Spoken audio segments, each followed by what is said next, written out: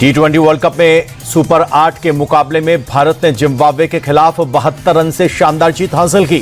पहले बैटिंग करते हुए भारतीय धुरंधरों ने शानदार 257 रनों का टारगेट दिया था, जिसे चेज करने में जिम्बाब्वे की टीम नाकाम दिखी। ब्रायन बेनेट ने 97 रन को छोड़कर बाकी कोई भी प्लेयर बल्ले से कमाल नहीं कर पाया। 20 ओवर में 6 विकेट के नुकसान पर जिम्बाब्वे का स्कोर 184 रहा। अर्शदीप सिंह ने सबसे ज्यादा 3 विकेट झटके। एनसीईआरटी किताब विवाद को लेकर सुप्रीम कोर्ट ने एनसीईआरटी को फटकार लगाई है। एनसीईआरटी को माफी को अस्वीकार करते हुए एनसीईआरटी के डायरेक्टर और शिक्षा सचिव को कारण बताओ नोटिस जारी किया गया है। चीफ जस्टिस ने इसे सोची समझी साजिश बताते हुए कहा कि मामले में जवाबदेही तय होगी, दोषियों को बख्शा नहीं जाएगा, न्यायपालिका की गरिमा बनाए रखना जरूरी। मामले में अगली सुनवाई 11 मार्च को होगी। एनसीईआरटी विवाद को लेकर पीएम मोदी ने भी नाराजगी जताई थी। सूत्रों के मुताबिक मंगलवार को हुई कैबिनेट मीटिंग में पीएम मोदी नाराज नजर आए थे। उन्होंने 2 टूक शब्दों में कहा था कि बच्चों को क्या पढ़ाया जाए, इसका ध्यान रखा जाना चाहिए। आपको बता दें कि पूरा विवाद एनसीईआरटी की 8वीं कक्षा की किताब में जुडिशियल करप्शन चैप्टर को लेकर है। हालांकि अब किताब को विड्रॉ करने के लिए कहा गया है। प्रधानमंत्री मोदी के इजरायल दौरे पर दोनों देशों के बीच कई बड़े समझौतों पर हस्ताक्षर हुए। प्रधानमंत्री मोदी और पीएम नेतन्याहू की डेलीगेशन लेवल मीटिंग में भारत और इजरायल के बीच 27 एमओयू पर हस्ताक्षर हुए। रक्षा, शिक्षा और एआई के क्षेत्र में आपसी सहयोग बढ़ाने पर सहमति बनी। साइबर सुरक्षा के मद्देनजर भारत में साइबर सेंटर ऑफ एक्सीलेंस बनाने का मोहर लगी। मैन्युफैक्चरिंग, यूपीआई इस्तेमाल और मत्स्य पालन को लेकर भी दोनों देशों में अहम करार हुए। भारत और इजरायल के बीच कई ऐसे समझौते हुए जिससे रक्षा और एआई के क्षेत्र में भारत को कई नई उड़ान मिलेगी। समझौतों के बाद प्रधानमंत्री मोदी और पीएम नेतन्याहू ने साझा प्रेस कॉन्फ्रेंस की। प्रधानमंत्री मोदी ने कहा कि इजरायल आना मेरे लिए गर्व और भावुकता की बात। प्रधानमंत्री ने इजरायल के साथ स्पेशल स्ट्रेटेजिक पार्टनरशिप की बात दोहराई। जल्द ही फ्री ट्रेड एग्रीमेंट को अंतिम रूप देने की बात कही। आतंकवाद पर चोट करते हुए पीएम ने कहा कि आतंकवाद किसी भी रूप में बर्दाश्त नहीं है। भारत के साथ डील के बाद इजरायल के प्रधानमंत्री बेंजामिन नेतन्याहू ने दिल खोलकर भारत की तारीफ की।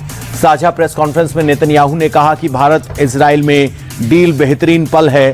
भारत में अपार क्षमताएं, हम दोनों ही देश भविष्य को लेकर प्रतिबद्ध। इजरायली प्रधानमंत्री ने भारत से दोस्ती को इजरायल के लिए गर्व की बात बताया। प्रधानमंत्री नरेंद्र मोदी ने इजरायल यात्रा के दौरान मशहूर हस्तियों से मुलाकात की। उन्होंने famous Israeli action thriller series फौदा की कास्ट और क्रू से मुलाकात की। पीएम मोदी ने टीम के साथ एक ग्रुप सेल्फी ली और सोशल मीडिया पर इसे साझा किया, जिसमें उन्होंने मजाक में कहा कि शुक्र है इस बातचीत के लिए सिर्फ एक सेल्फी चाहिए थी, कोई अंडरकवर काम नहीं। एआई समिट में हुड़दंग करने वाले कांग्रेस कार्यकर्ताओं पर एक्शन जारी है। हिमाचल से गिरफ्तार हुए 3 कार्यकर्ताओं को 3 दिन की हिरासत में भेजा गया है। इसके अलावा पहले से गिरफ्तार 2 कार्यकर्ताओं की हिरासत भी 3 दिन के लिए बढ़ा दी गई है।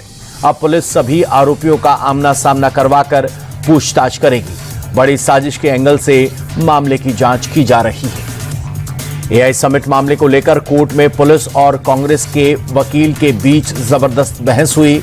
शिमला से पकड़े गए कांग्रेस के 3 कार्यकर्ताओं पर संगीन आरोप हैं। पुलिस का कहना है कि सिद्धार्थ ने ही टी-शर्ट डिजाइन की, सौरभ ने व्हाट्सएप के जरिए प्लानिंग की, जबकि अरबाज प्रदर्शन करने के लिए अंदर घुसा था। कांग्रेस के वकील ने कहा कि सिर्फ प्रदर्शन के नाम पर हमारे लोगों को फंसाया जा रहा है। जेएनयू वाली स्क्रिप्ट को दोहराने की कोशिश है। महाराष्ट्र की डिप्टी सीएम सुनेत्रा पवार को एनसीपी अजित गुट के राष्ट्रीय अध्यक्ष चुन लिया गया है। कार्यकारिणी की बैठक में सभी नेताओं की सहमति से फैसला किया गया। सुनेत्रा परिवार के नाम का प्रस्ताव प्रफुल्ल पटेल की तरफ से रखा गया था, जिस पर सभी नेताओं ने सहमति जताई। बता दें कि पिछले महीने हुए प्लेन हादसे में अजीत पवार का निधन हो गया था। तब से ही पार्टी के राष्ट्रीय अध्यक्ष का पद खाली था। कोलकाता की सड़कों पर जबरदस्त बवाल देखने को मिला। सुप्रीम कोर्ट के आदेश के बावजूद ममता सरकार ने कर्मचारियों के लिए लंबित डीए पर ऑर्डर पास नहीं किया। इसे लेकर गुस्साए कामगार सड़कों पर नारेबाजी करते हुए दिखाई दिए। हाथ में पोस्टर लेकर प्रदर्शनकारियों ने जमकर बवाल काटा। ये सभी कालीघाट के रास्ते सीएम के आवास का घेराव करने का प्लान बना रहे थे। हालांकि पुलिस के रोकने पर ये लोग सड़क पर ही बैठकर नारेबाजी करने लगे। नॉर्थ सिक्किम की कनेक्टिविटी को 4 चांद लगाने वाले 400 फीट ऊंचे ब्रिज को बहाल कर दिया गया है। रक्षा राज्य मंत्री संजय सेठ ने इसका उद्घाटन किया। 28 किलोमीटर लंबे ब्रिज की मदद से चुंगथांग से लाचेन जाने वाले रास्ते को बड़ी राहत के तौर पर देखा जा रहा है।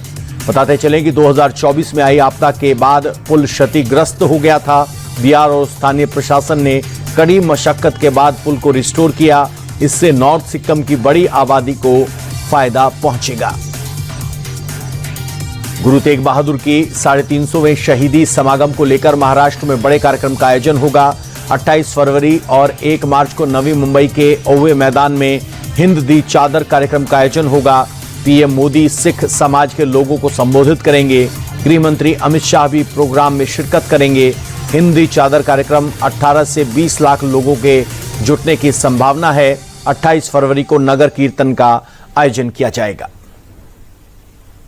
पाकिस्तानी सेना को अफगानिस्तान की तरफ से मुंहतोड़ जवाब दिया जा रहा है। अफगानिस्तान की तरफ से पाकिस्तानी पोस्ट पर हमले का दावा किया गया। पाकिस्तान की कई चौकियों को टारगेट करने की बात अफगानिस्तान की तरफ से कही गई। हालांकि पाकिस्तान की तरफ से अभी तक कोई कंफर्मेशन नहीं आया है।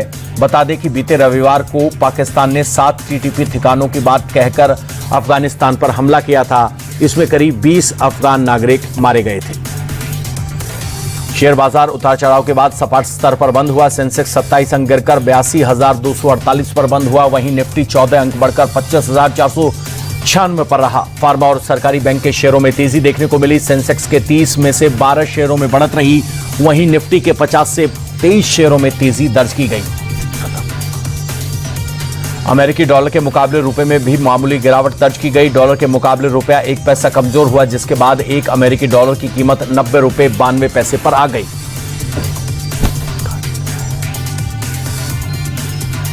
एक्ट्रेस रश्मिका मंदाना और साउथ सुपरस्टार विजय देवरकोंडा ने अपनी लाइफ में एक नया चैप्टर शुरू किया। उदयपुर में लेविश रिजॉर्ट में दोनों ने शादी की। सुबह दोनों तेलुगु और शाम को कोडवा रीति रिवाजों में शादी हुई। फैंस कपल की शादी और तस्वीरों का इंतजार कर रहे थे। फैंस का इंतजार खत्म होते हुए विजय और रश्मिका ने शादी की तस्वीरों को सोशल मीडिया पर जारी किया।